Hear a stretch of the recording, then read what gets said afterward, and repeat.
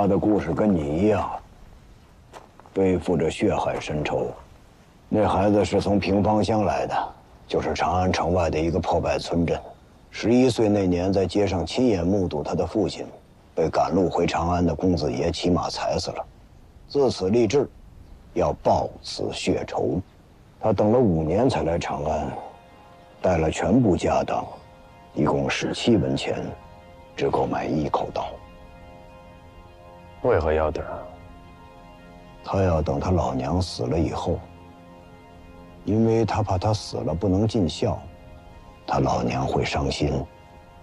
他找到公子爷的时候，公子爷的家道早已败落，独剩他和他老娘住在一个长满荒草的院子里。姓苏的孩子看到这一幕便没有下手，他又开始等。后来他遇到了杨楚豪，杨楚豪知道了他的身世，便问他是不是心软了才没有报仇。他说不是，仇人过得再惨也还是仇人，报仇绝不手软。但是他要再等等，等公子爷的老娘死了以后再动手，因为如果公子爷死了，他的老娘就没人照顾了。再后来，杨楚豪就收留了他。这孩子真是千人选一的聪明，而且心很细，自然就成了杨楚豪的心腹。我看老杨啊，当儿子一样的养着他。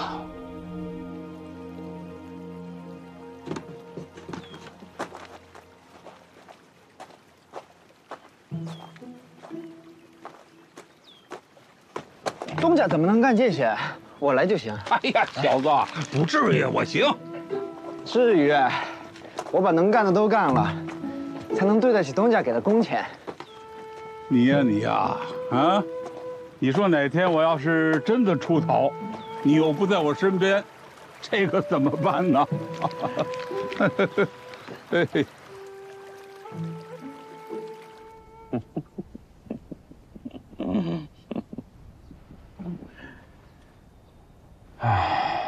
这个故事是假的。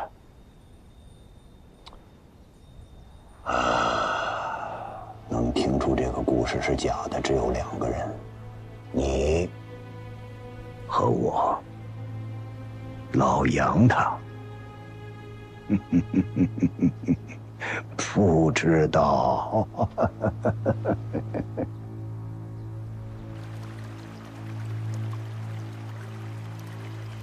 他入我眼的并非是他的聪明，而是他藏得深，把自己活成一个乖巧的仆人，甚至就这么过一辈子，博一个善良人之名也不是坏事。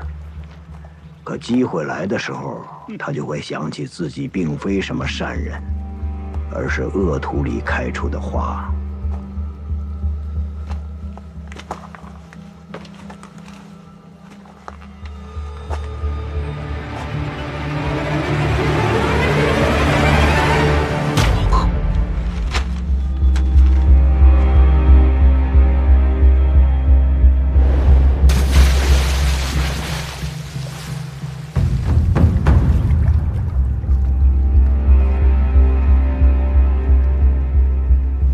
是怎么知道苏长林的故事是假的？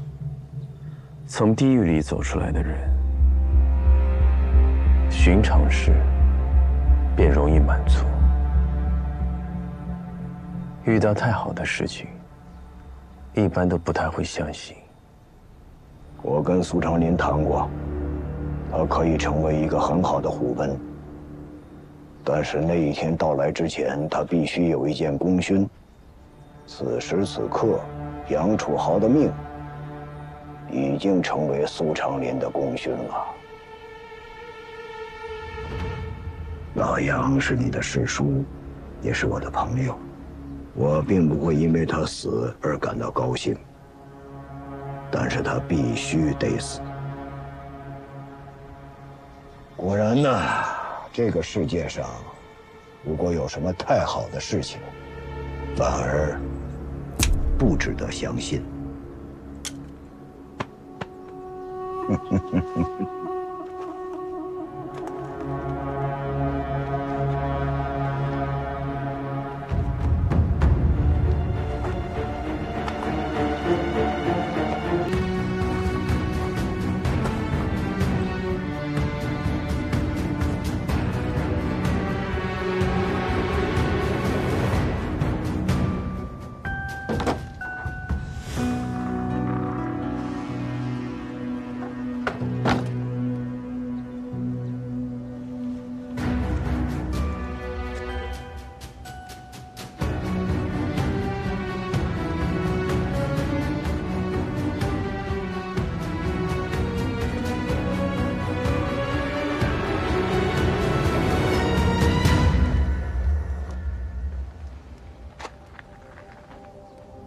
这东西在长安可是稀罕物啊。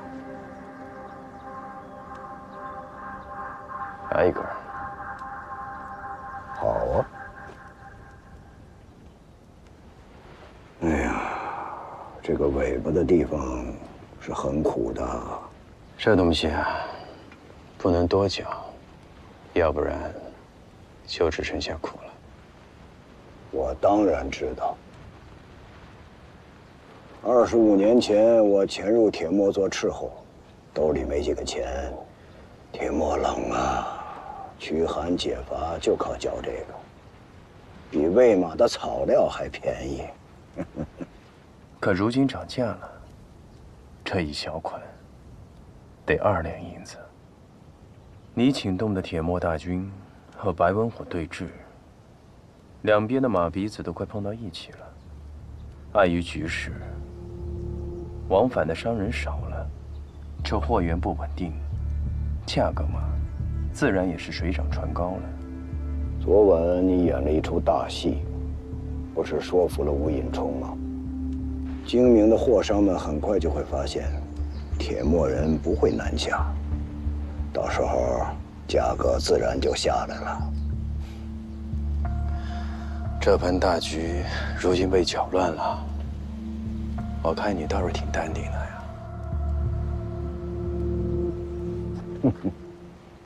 胜败乃是兵家常事，太过计较得失，不能为将也。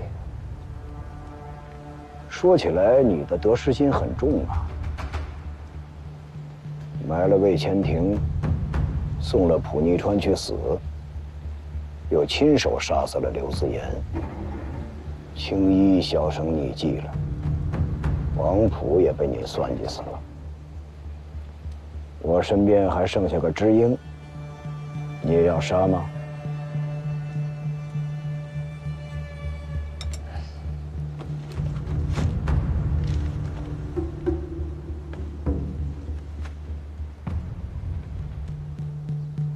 当然要杀了。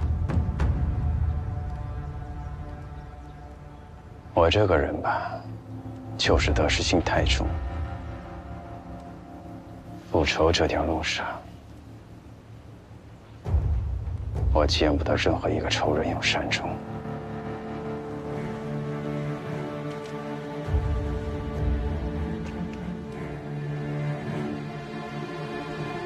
可别忘了，还有你。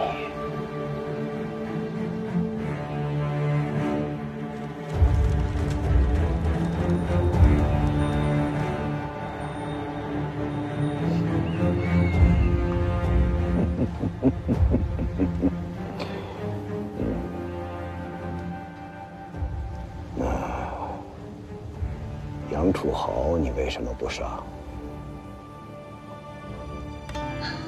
他袖手旁观，罪不至死，我行事还是有分寸的。当年他袖手旁观，昨夜他选择帮你，我也是有底线的。他不能有善终。可惜你找不到他。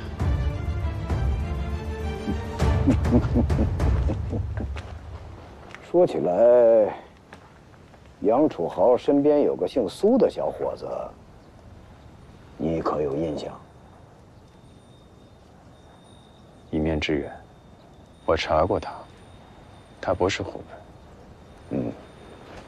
杨楚豪整盘生意里只有他自己是虎贲，那孩子确实不是。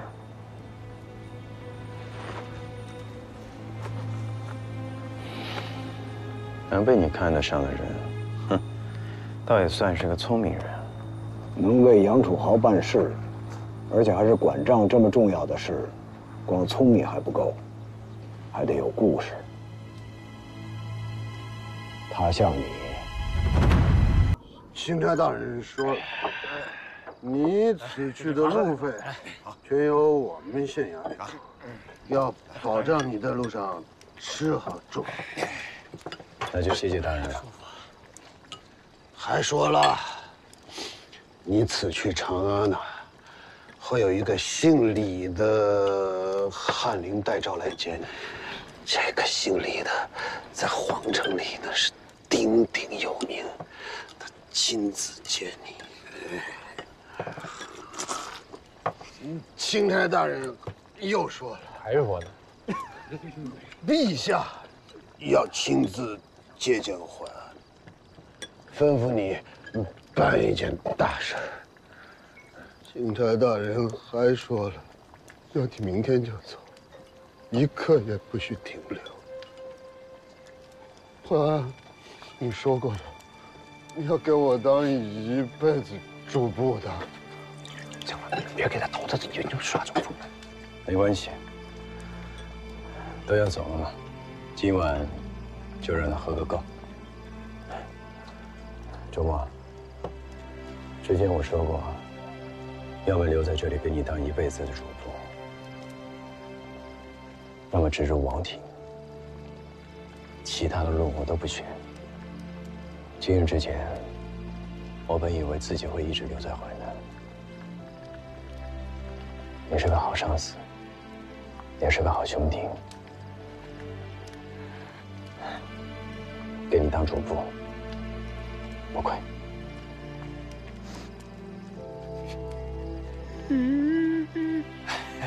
大人，哭什么呀？这多掏心掏肺啊！我兄弟重情重义，本县哭一下怎么了？哥哥相信，你会早日办好陛下的事，对吧？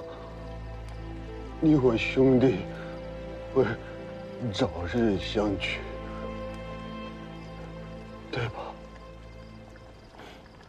没错。但是未来相聚，也并不一定要回到此处。啊？这是临别赠礼，也并不知道你未来仕途是否会平顺。若是有一天你官做不成了，就将这封信打开，将来相聚也是容易事。好，咱们敬淮一杯，好，祝淮一飞冲天。淮南好，好地方，山水连绵，情更长。你17岁，一个人背了个破包袱啊，跟个流浪汉似的跑到我们这穷乡僻壤的淮南来，当了7年主簿，帮过4任县令。每个人走的时候都想带你走，你都不愿意。兄弟们知道，你并非是池中之物。大家待你好呢，也不是盼着你哪天飞黄腾达了能帮衬我们，那是真心待你好。但是你这个小子，你跟我们有距离。是啊，可我本就是这么个人嘛。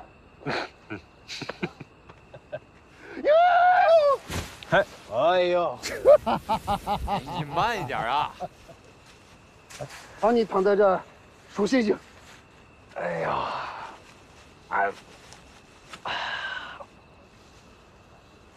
星星啊，星星，你干嘛那么远？跟长安一样远。你差不多得了。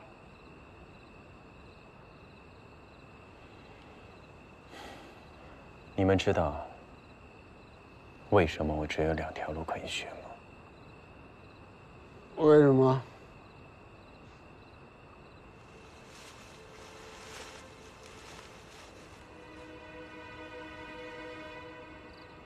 我是罪臣之后，15年前，家中蒙冤被灭门，我侥幸活了下来。自此以后，一直东躲西走，在山野里面风餐露宿，在芦苇岛上做水上人。这样的日子，只要走错一步，就会陷于死地。你家里是得罪什么权贵了吗？帝朝最大的权贵，虎贲首领严凤山。严凤山，那可是权倾朝野啊！可如今已经改朝换代了，萧无阳以武人的身份登基，他是容不下这个严凤山的。我不知道他要我办什么事，我也不知道是谁举荐了我，可这是我的机会，我一定会抓住。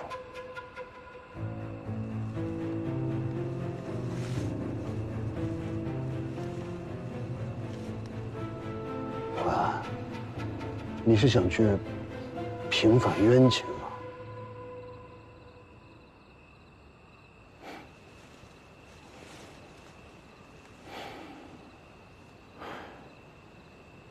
人都死了，平反有什么用呢？我是去复仇的。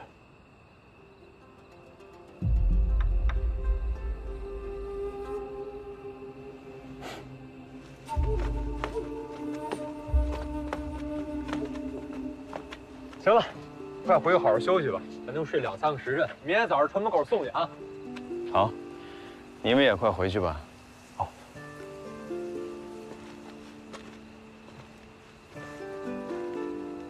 行了，别哭丧着脸了啊！走了。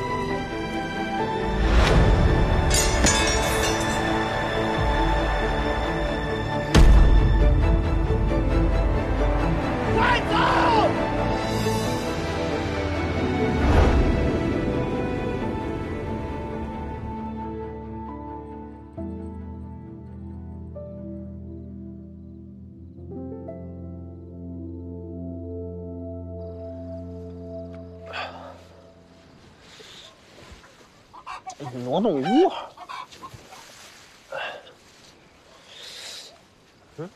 本来回来的就晚了，还不睡觉，天都快亮了。不睡了。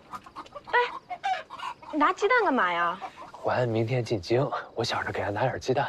这样，你把鸡蛋拿去煮了，明天让他带着路上吃。上京路上这么远，鸡蛋煮好没几天就坏了。那怎么办？你就给他拿生鸡蛋，等他想吃的时候啊，点个篝火，烧点热水，一煮就行了。说的在理，不愧是娘子。一边去。怎么了？这你就不懂了吧？这鸡这会儿就要下蛋了，多带几个给回来。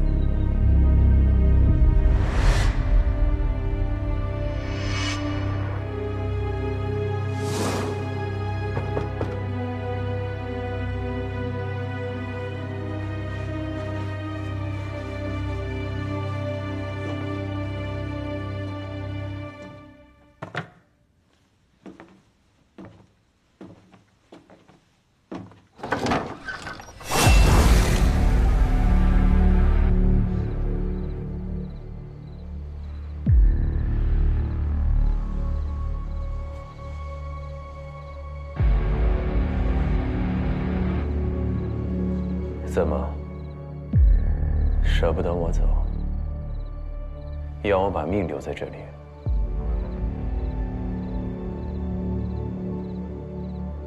进去。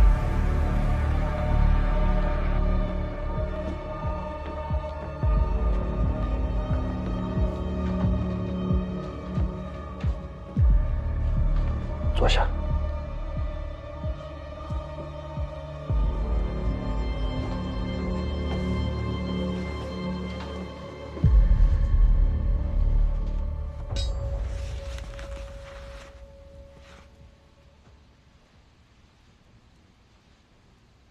看过了。淮南信息闭塞，我是靠过期的底报推断出长安的变化。可你早就知道了，周末这个名字是假的吧？我是个虎贲，我没骗你，我也没骗浩然他们。平时展现在你们面前的，也是我的真性情。只是我在认识你们之前就是虎贲了。我的命是严凤山将军救的，我曾经在他面前发过誓要效忠他。你那会儿讲你的身世的时候，我真的惊呆了。没想到我的兄弟竟然是刘子温的后人，这是老天在捉弄我吗？欢，虽然我是个虎贲，可至今为止我还没杀过任何一个人。想不到今天第一天开张就要杀自己的兄弟，贼老天！藏在地巢官场里的暗卫，应该有很多吧？很多，他们就像一张无形的大网，罩在整个地巢的上空，你是斗不过他们的。确实是上天捉弄。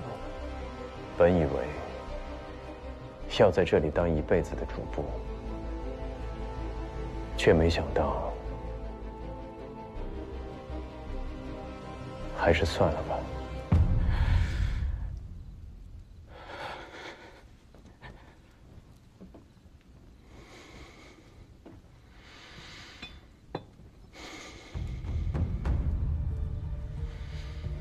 那这样，喝一碗断义酒，就当我们从来没有相识过，生死亦无悔。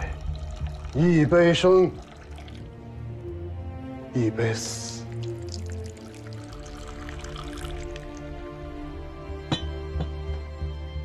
来吧，欢。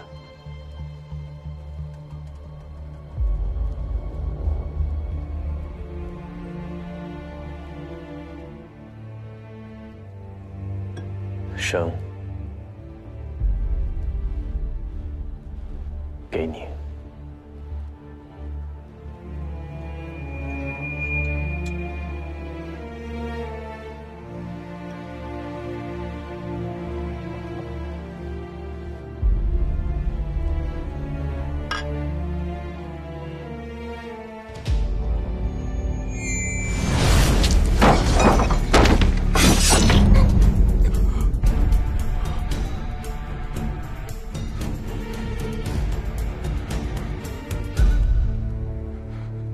很小的时候，我母亲死在了北方。10岁那年，我父亲也死了。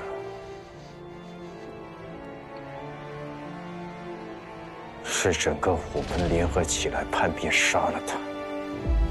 我不能死，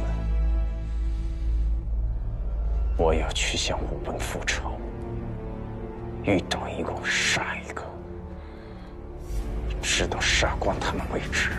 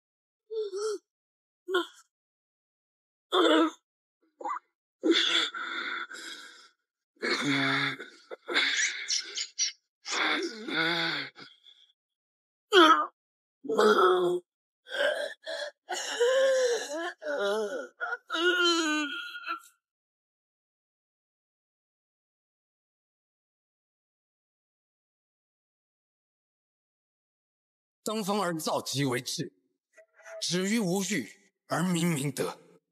因明而正，因正而大，正大而光明。我就是那烈火，燃尽誓不舍，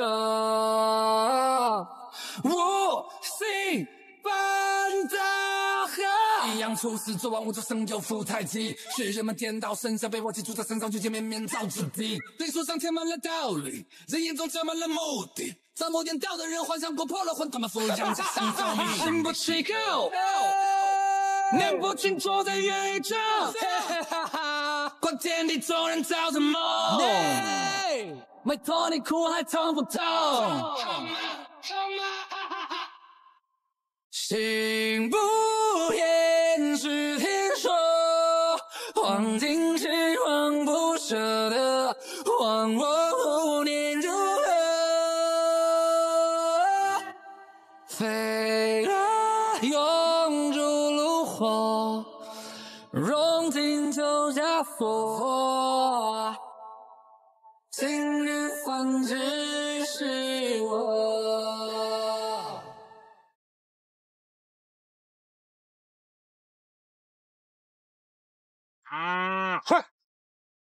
快！不疯的，你别追了！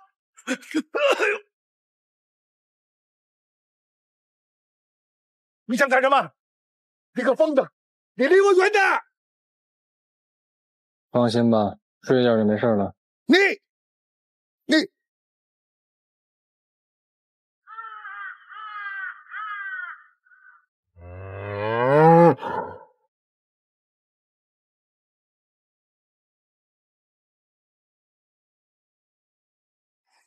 又是副总子，小点声，当心他盯上你了。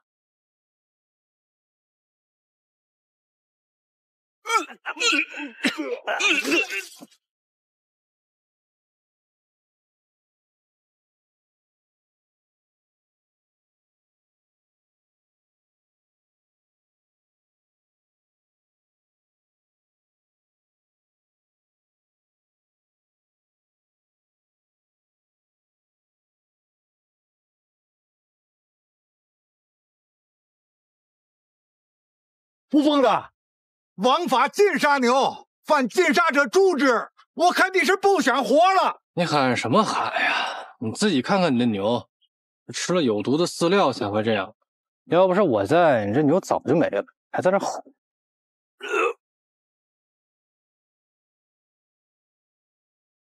没死啊，没死，就是药力未过，估摸着1个时辰就能醒了。这山上我都转悠这么多圈了，也没见过这么毒的草。这牛今天去哪儿了？就在这附近。哎，对了，我呀每天晚上给它加对料。带我去看看。那咱走了，这牛怎么办？这牛……哎，老赵，还在呢，帮忙看一下牛，等牛醒了给张老汉送回去。哼，我才不干呢！你，哎，听说你们家那羊拉肚子了？哎，别，不干啊！下次再说吧。那有事去医馆找我啊。走了。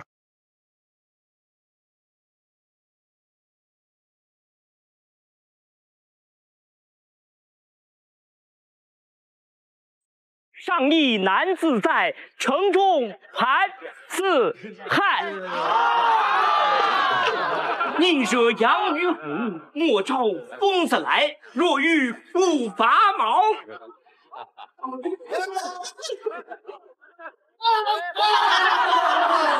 平天3分晒。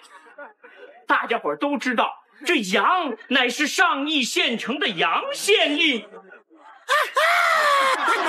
这虎则是上邑周边唯一的一伙马匪赵四虎。不拔毛则是大雁飞过都要拔一层毛的少侠傅天。但咱们今儿啊，不说旁人，单说说这福生福疯子。要说这福疯子呀，可是这四害里边最有趣的一位。大家伙可知道他有趣在何处？不知道，没人敢找他看病。是啊，那为什么没人找他看病啊？哎，哪位问的？这儿。福疯子。哎，什么意思？福生，他们只是想多活几年。你说哪个被你医治过的人不是只剩下半条命了？你这话说的，我要是不救他们，他们连命都没了。之前其实也还好，可5年前你跟那游方郎中学的走火入魔，非拿尸体解剖练手。你爹福医师啊，怕你乱挖尸体出事儿，厚着脸皮去杨县令那给你求了个令史的缺，将这上亿恨死的尸体都交给你检验。你是不知道，自那之后，大家都说你疯了，给死人看病，那这活人我就更不敢找你了。我那真的是在做学问。你要是不信，下次我解剖尸体的时候，你把大家伙都叫上一块看。啊，算了吧，好活着不好吗？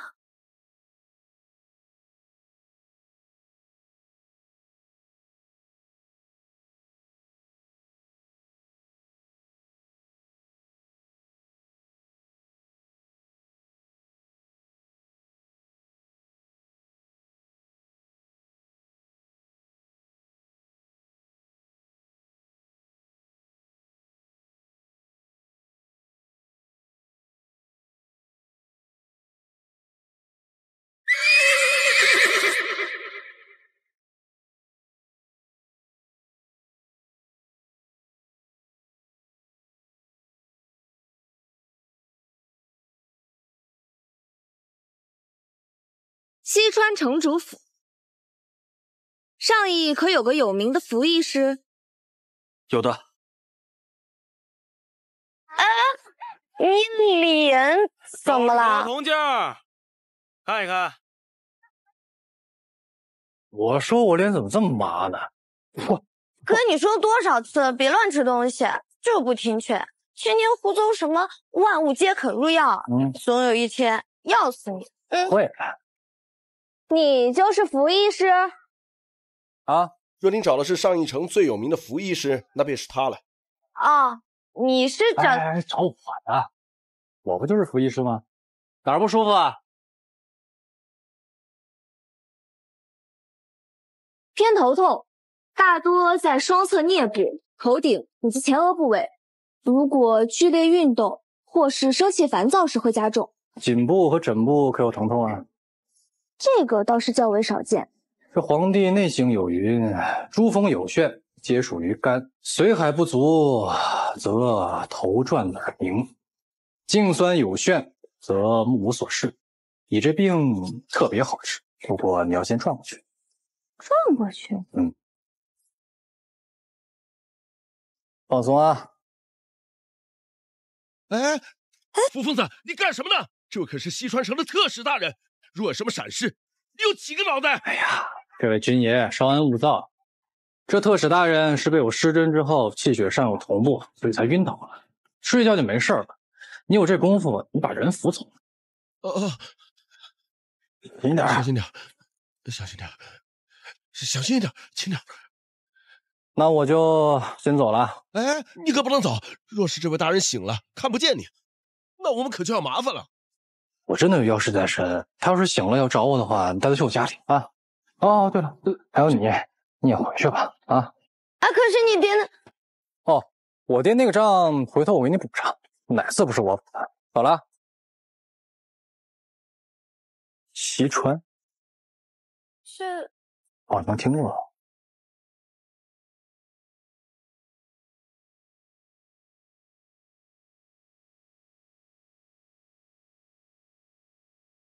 回来啦！这么多人啊，干嘛呢？是张医师，你也在呢。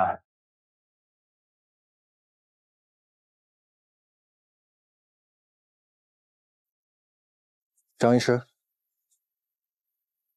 张医师，张医师，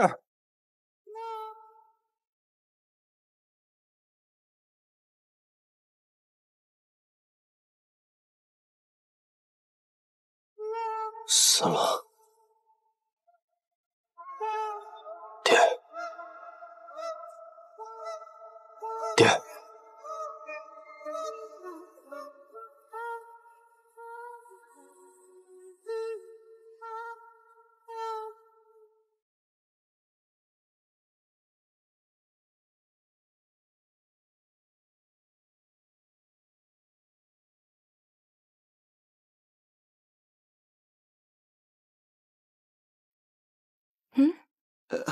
你干嘛？特使大人，你好点没有？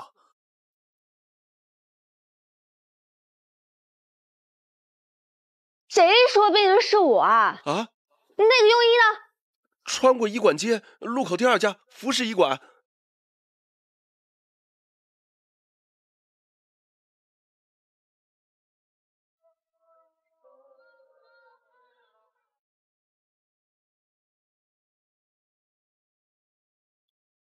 你这个庸医，给我滚出来！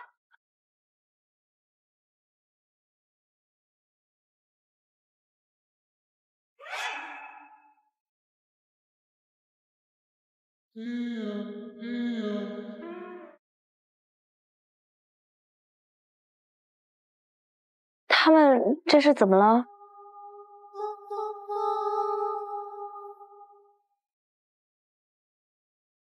大人，大人，什么事儿啊？慌慌张张的。城中出了桩蹊跷案子。什么意思？今日午时，城中医师尽数暴毙，衙役检查死状，初步断定是中毒而亡。全死了？是，但大人放心，小人已命人封锁消息。只是现场有2位幸存者，不大好办。是谁？一位是令史福生。福生？那他爹福医师也在其中？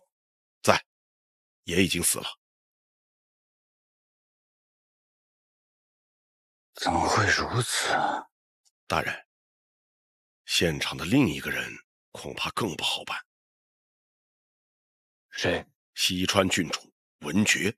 郡主牵扯其中，一旦处理不当，我这小小的上亿如何承担得起？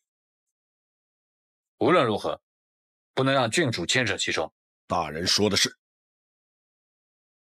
不如我们当它是一桩仇杀了结了吧。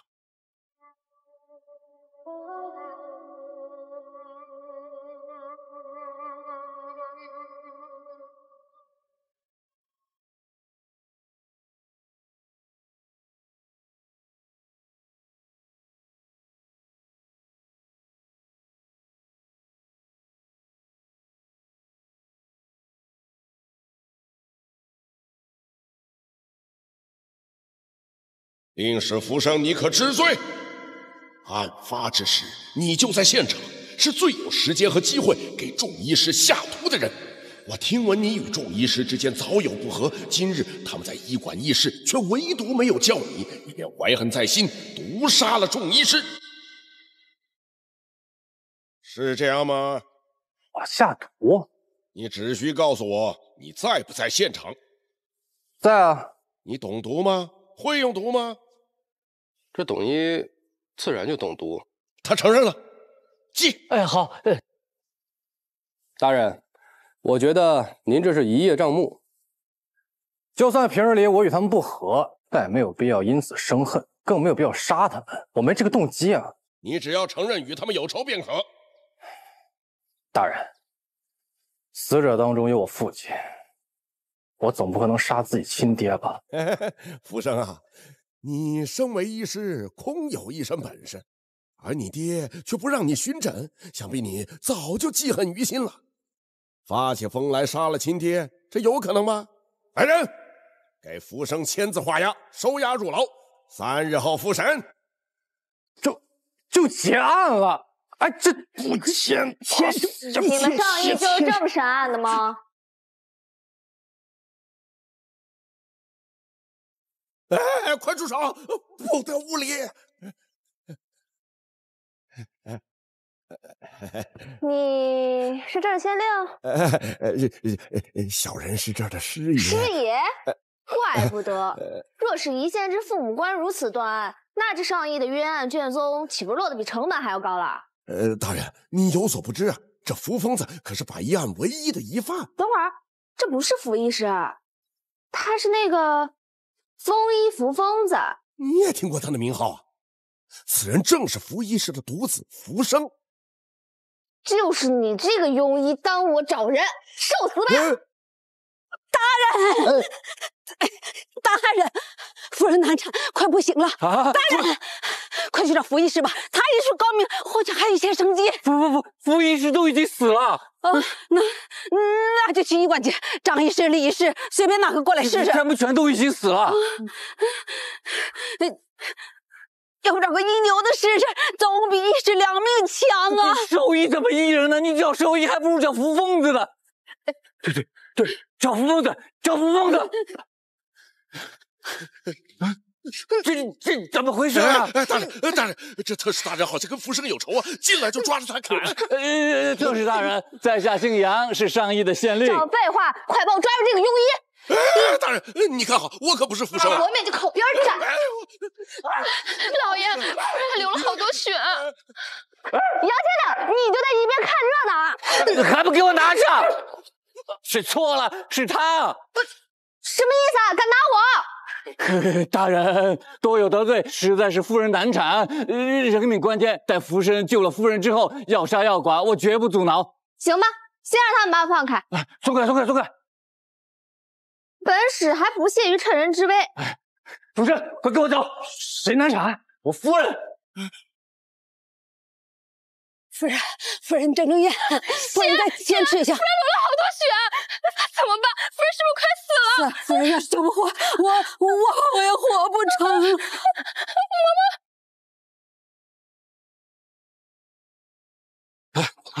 快！老爷，回事？这儿了，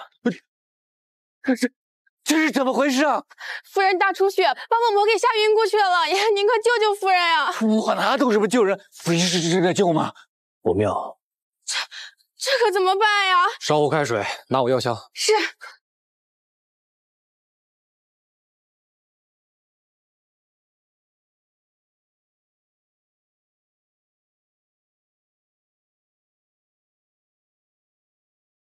夫人，我夫人身体如何？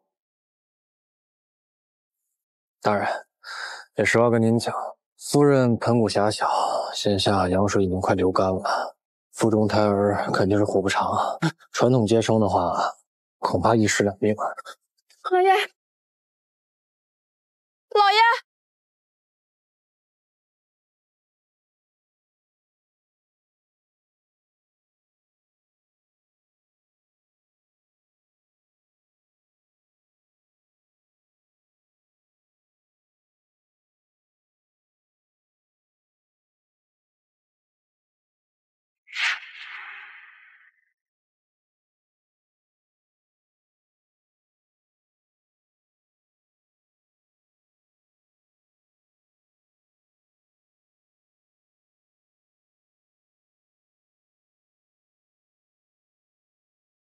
要如何在1炷香之内才能保大又保小？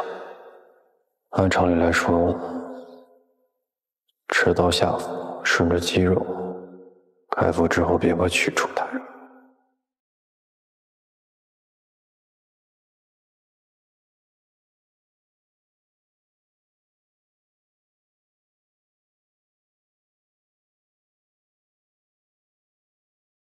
他要是逆位，难怪无法顺产。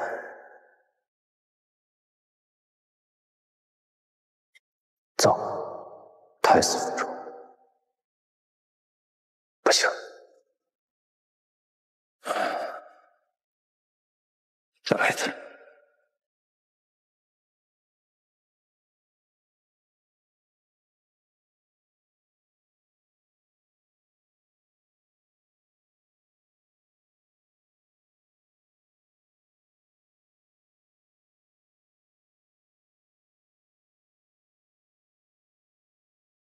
方法是对的，但手法得慢。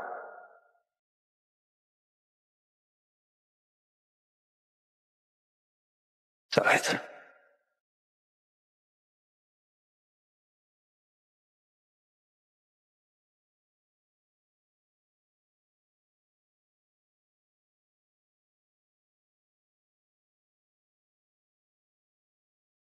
成了。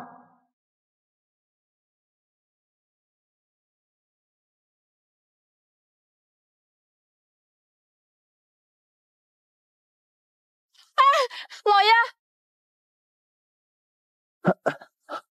怎么样？现在只有一个搏命的办法。福生，你尽力去医治，在此，杨某人先谢过了。但是大人，你得先答应我，待会儿我伸手医治的时候，任何人都不能进来打扰我。好，走。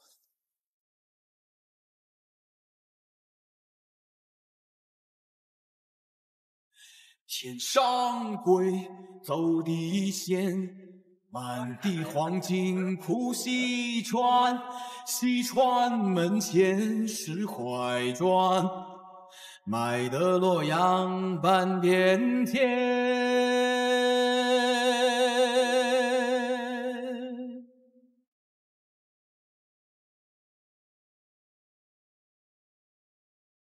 好，西川满，西川险，西川吃人不眨眼，斗志禅心金不换，那件白骨也。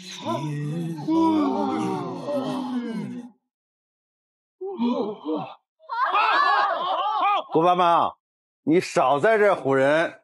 我唬人？听说过禅心经吗？这谁不知道啊？1小厘米就能换10倍黄金，你见过？曾在西川得偿一见。你去过西川？当然。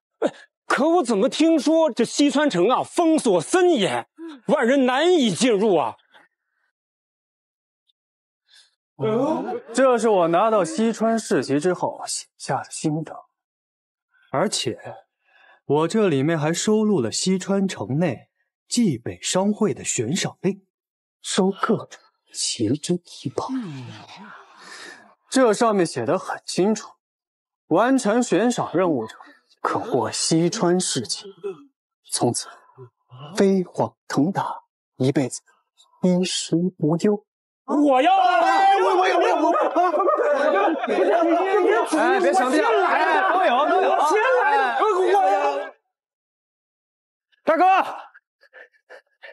大哥，上亿来了头肥羊，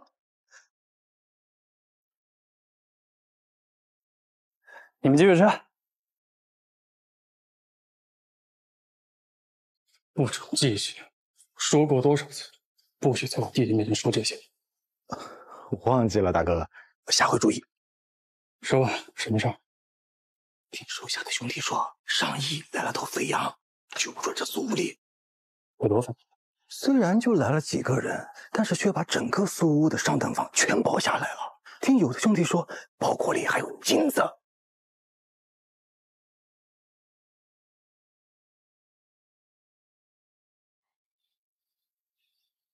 你们跟着我之前，江湖人称什么？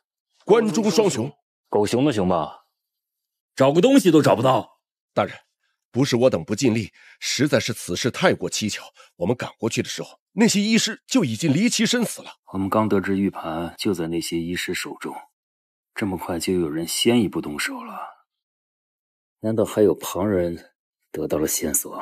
大人，我发现近日西川发布的悬赏令上，居然也有文雀玉盘的悬赏。会不会有人先我们一步拿到了玉盘，才下此毒手？有这个可能。文雀玉盘至关重要，即便医师死了，我们也要不惜一切代价找到他。大人，现在线索断了，咱们怎么找？老子死了找儿子呀！挨家挨户搜啊！不用麻烦了，这事儿我倒能帮帮忙。阁下可是在找这个？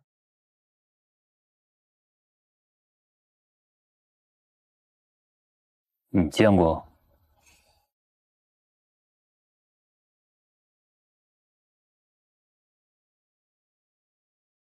这个是……哎，你别动那个。说吧，在哪儿？哎呦，不急，先谈谈价钱，我帮你整。你打算出多少？你想要多少？西川的悬赏令，找到玉盘给这个数，我要2倍。我给你3倍。说在哪儿？我不知道。耍我！我只在悬赏令上见过这玉盘的纹样，可没说见过实物。剁了！哎，阁下且慢动手。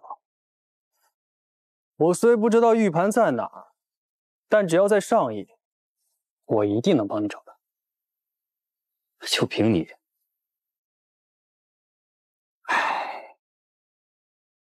阁下初来此地，怕是没听过我的名头。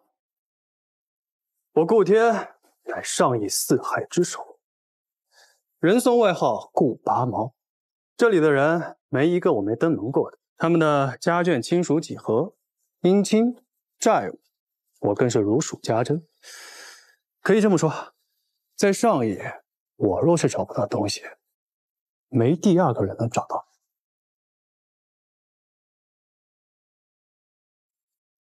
唉，这上邑是个小地方，你们一群生面孔满街找东西，只怕会打草惊蛇。再找起来，可真是难如登天了。坐。说，找到需要多久啊？10天，最多10天，最多3天。大哥，这么多人家一家一家的查，纵使我有人手，也需要时间啊。给他拿笔墨。是。你把上邑所有的医师、地址、姓名都给我列出来。行。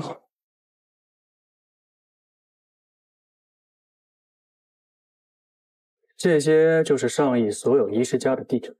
就这些？嗯。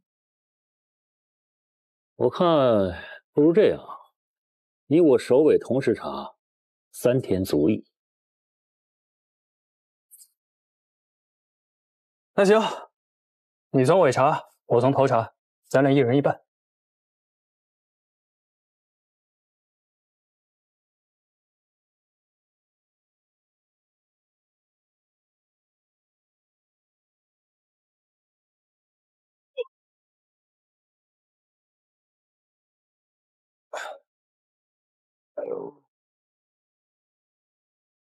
你若是诓骗我，我就把你剁成肉泥喂野狗。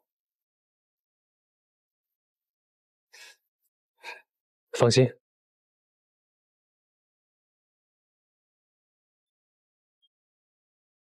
大人，此人可信吗？你说呢？跟着呀！是。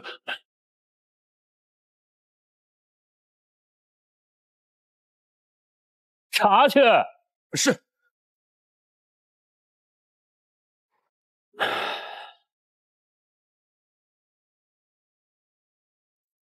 林叔，大哥，大哥，这什么买卖啊？陪我去找那扶疯子。哎，大哥，这扶疯子恐怕是找不见了。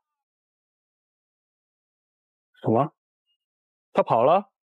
比那还糟，他叫官府给抓走了，说他是那个百亿案的凶手。这扶疯子疯是疯了点，但也不至于杀这么多人吧？哥，你今天见过他吗？见过，我们还打了一架。啊？你这个坏人，才这么会儿功夫，就挣到了奴家几年都赚不了的银钱。你们给我快点啊！顾天，你给我开门！顾天，老娘请你来表演的，不是你。春光初现，正是温香软玉好睡眠的时候。顾天，开门！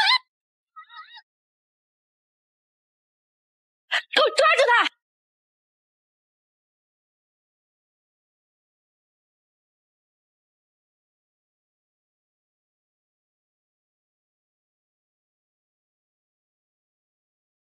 腰部应有扭伤，导致身体失去平衡。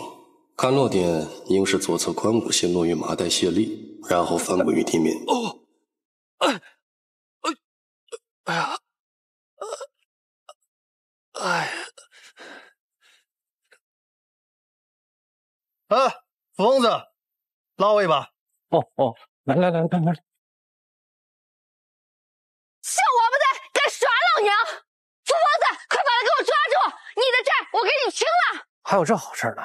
就你这身板，还在妓院生着。哎，不是我，是我爹。那就更不关你的事儿了。哎，别走啊！这有句俗话说得好，父债子偿，是不是这么个道理？当真不让？不能让，让了我怎么还债啊？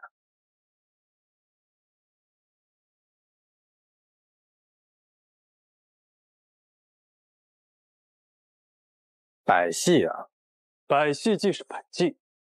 若是想瞧了我，也不要后悔啊。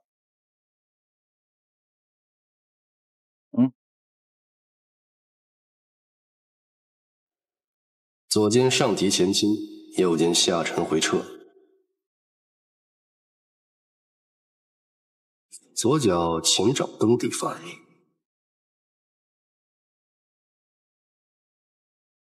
你的招数。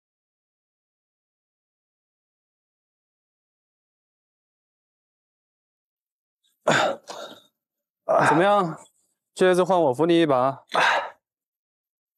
不用你扶，我也不服。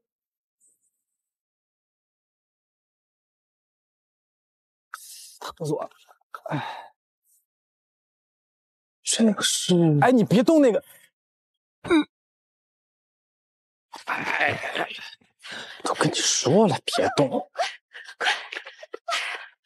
这小子全是空架子，没一点真本事。来，带走。是。你们小心点儿。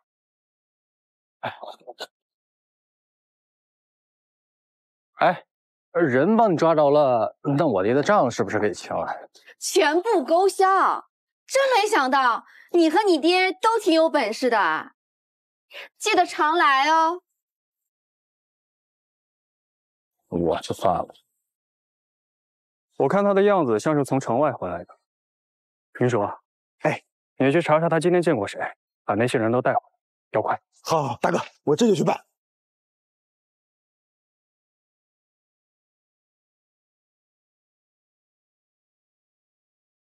县令，怎么样了？还在医治，但是他承诺会保住我孩子性命。你就那么相信那小子的医术？万一他救不活呢？这扶疯子啊，就是看病的手段怪了一些，但是在他手上没有看不好的病人。他这么厉害？他的师傅啊，可是神医华佗的传人呢。福生自然也学了了不起的本事。大人，何事？来了几个人，声称是白案的人证。台下何人？草民顾天，身旁这两位是百医案人证，他们可以证明福生并非下毒之人。起来。如实说来。大人，民女是苏屋的帮厨，福医师昨日在苏屋订了一桌宴席，约好午时来，可到了52刻还没见着人，老板娘便遣我去催问。我去的路上正好就遇见了刚从城外采药回来的福生，老板娘让我问问你爹还用不用饭了。他订宴席为什么不告诉我呀？现在整个商议的医师应该都在你家，好像是研究什么药材吧。哦。我说他怎么把我吃出来呢？那我更得快点回去。等等我！民女便与福生一道去往医馆的方向。正好就碰到了这位大人。你就是福医师啊？确实如此，还顺手把我给弄晕了。福生离开时大概是54刻。他回到医馆大概是55刻，我晕了1刻钟左右，大约是在50的5刻醒来，随后便去了医馆，应该就比那福生慢了半刻钟左右。这能说明什么呢？说明若是福生下的毒，他需要在这半刻钟之内完成，这可能吗？这半刻虽短，也不能证明不是福生下的毒啊。若是他蓄谋已久，在出生前下的毒呢？福疯子是疯，但他又不傻。福医师是他亲爹，他好端端的毒害他爹干什么？你刚刚也说了，他是个疯子。万一他今天就是疯病犯了呢？万一？这审案讲的是证据，哪来什么万一不万一的？是，小人失言。那福生去城外是做什么的？可有见过什么人？大人，草民见到他了。今天一早，福医师非说我那牛病了，他还给我那牛啊开肠破肚，取出了有毒的豆子，他还让我带他到我们村子里去找投毒的人。对，在这儿。看不出来啊，你还挺有钱，养2头牛，有一头是隔壁老胡家的，我们俩为了节省材料，共建了1个牛棚。昨天晚上我给牛添料，看老胡家这槽子里啊有豆子，就想让我那牛也吃点。即使豆子有毒，这人吃了可真麻烦，赶紧去看看。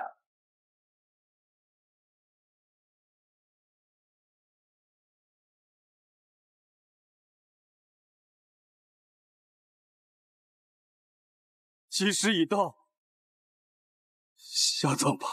且慢！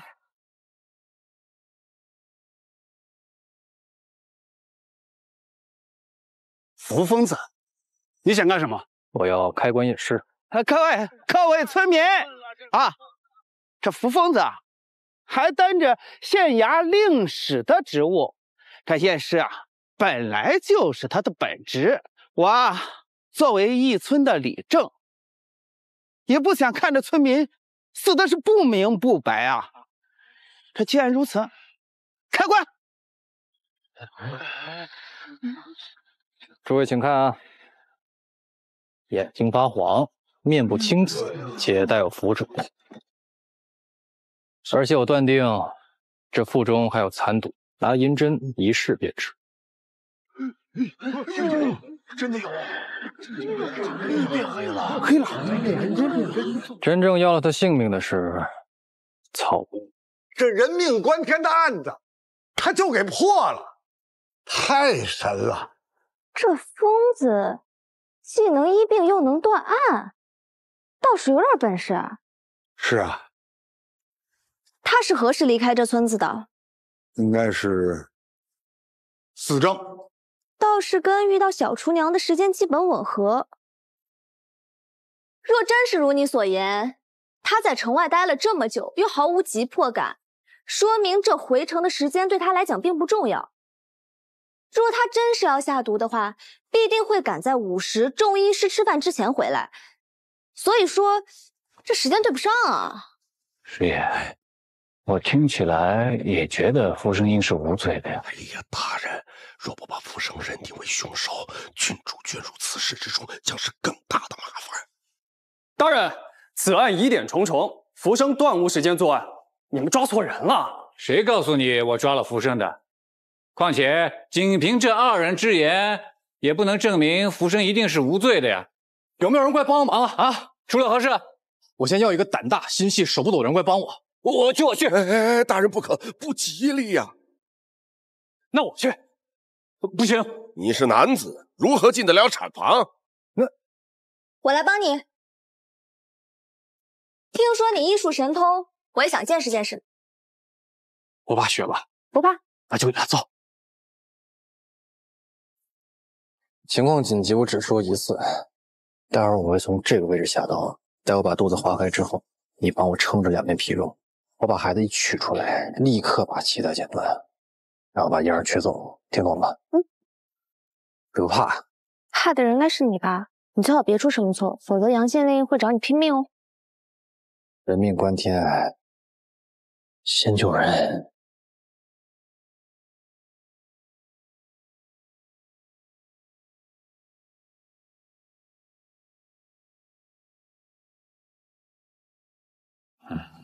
怎么这么久啊？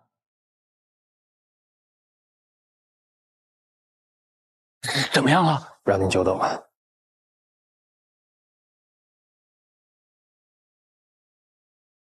是儿子。儿子，我杨家有后了，杨家有后了。对了，夫人，我夫人如何？夫人没什么大碍，只是身子有点虚。我已留了药方，到时候让下人们照方煎药，切记伤口不要沾水，否则会溃烂流脓，有生命危险。好，好，夫人，你是我杨家的大恩人呐。大人，夫人，你这是做什么？浮生有一事相求。来，起来。你说，请大人将此案交于我手。我想要为夫查出真凶，洗刷冤屈。福生，你刚刚明明已经认罪，衙役何在？押福生签字画押。且慢，此案疑点众多，怎可如此草率结案？大人，让浮生查案，怕是不合规矩啊。大人，师爷抓我有3个缘由，但浮生想查案，更有3条理由。福生，我那3个缘由条条在理，可没有瞎说吧？师爷，我这3个理由更是字字肺腑。哎，你有什么？我本是本县令史，查验尸体本就是我职责所在。其2，死者是我父亲，出于孝义，我也该查出真凶，为父报仇。至于这其3，也是最重要的一点。我是本案嫌犯，我相信没有人比我更急切的想要查明真相，自证清白。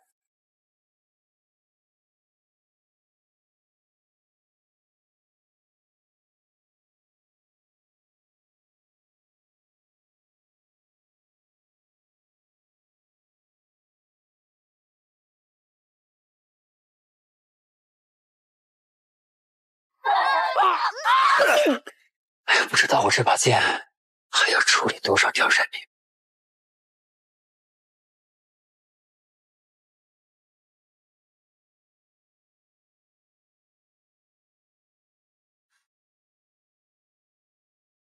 能够找到每一份努力背后的荣耀，紧闭着心愿，破云霄。